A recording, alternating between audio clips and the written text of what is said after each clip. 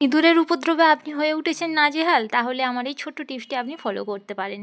তার আগে আমার চ্যানেলে নতুন বন্ধু হলে অবশ্যই চ্যানেলটিকে সাবস্ক্রাইব করে পাশে থাকবেন। এরাই একমাত্র প্রাণী যারা আপনার ঘরকে নিজের ঘর মনে করে নিশ্চিন্তে বংশ বিস্তার করে। আপনার রান্নাঘরের খাবার থেকে শুরু করে বই, খাতা, জামা কাপড় সমস্ত কিছু এরা খুব সহজেই নষ্ট করে দেয়। এদের উপদ্রব থেকে বাঁচতে আমরা বাজার থেকে অনেকে অনেক কিছুই ওষুধপত্র কিনে এনে থাকি।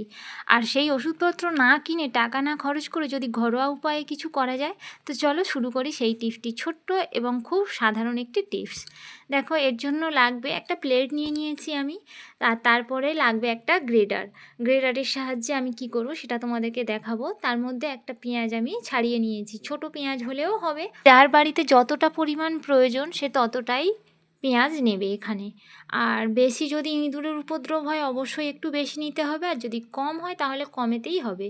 তারপরে আমি গ্রেডারের সাহায্যে এইভাবে পেঁয়াজটাকে একটু গ্রেট করে নেব, যাতে খুব সহজে রসটাকে বের করে নেওয়া যায়। লাগবে আমার পেঁয়াজের রসটা, সেটা দিয়েই আজকের উপকরণটা আমি বানাবো। তো চলো পেঁয়াজটাকে বেশ ভালো করে একটু নিংড়ে এর মধ্যে দিয়ে রসটা বের করে নেওয়া যাক। ছাঁকলেও ছেঁকে নেওয়া যেতে পারে, না ছাঁকলেও কোনো অসুবিধা নেই। তবে আমি এইটুকু পেঁয়াজ গ্রেট করে অনেকটাই রস পেয়েছি, তোমরা দেখতে পাচ্ছ। পেঁয়াজের রসটাকে আলাদা করে নিয়েছি। তার মধ্যে দেব বেশ ঝাল লঙ্কা গুঁড়ো।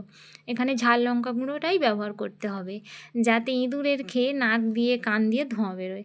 তারপরে এই লঙ্কা গুঁড়োটা এই পেঁয়াজের রসের সঙ্গে ভালো করে মেখে নিতে হবে। তোমরা চামচ দিয়েও মাখতে পারো, আমি হাত দিয়ে মেখে নিয়েছি, অসুবিধা হয়নি কিছু। তারপরে এই লঙ্কা গুঁড়ো আর পেঁয়াজের রসের মিশ্রণটা এইভাবে আমি তুলো নিয়েছি, ঘরে থাকে যাদের তুলো, সেই তুলো নিয়ে এইভাবে এই মিশ্রণটাতে লাগিয়ে নিতে হবে। যতটা প্রয়োজন ততটাই তুলো নেবে, ততগুলো এরকম ডো তৈরি করার মতো। এখানে তুলোর পরিবর্তে আটার বলও ব্যবহার করা যায়, কিন্তু কি বলো তো, আটার বল ব্যবহার করলে এতটা ঝাল হবে না, সেই কারণেই আমি তুলো ব্যবহার করেছি। তোমরা বিশ্বাস করে এই টিপসটা একবার ফলো করে দেখো বন্ধুরা, বাড়িতে যত ইঁদুর আছে আমি বলছি ইঁদুর একটাও থাকবে না।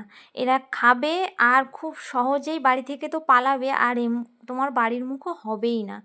তা বন্ধুরা, আজকে আমার এই ছোট্ট টিপসটি তোমাদের কেমন লাগলো অবশ্যই কিন্তু কমেন্ট করে জানাতে ভুলো না। আর যাদের বাড়িতে ইঁদুরের উপদ্রব আছে তারা অবশ্যই কিন্তু অবশ্যই করে এই টিপসটি ফলো করবে। তো আজকের মতো ভিডিওটা এই পর্যন্ত, আবার দেখা হবে নেক্সট ভিডিওতে।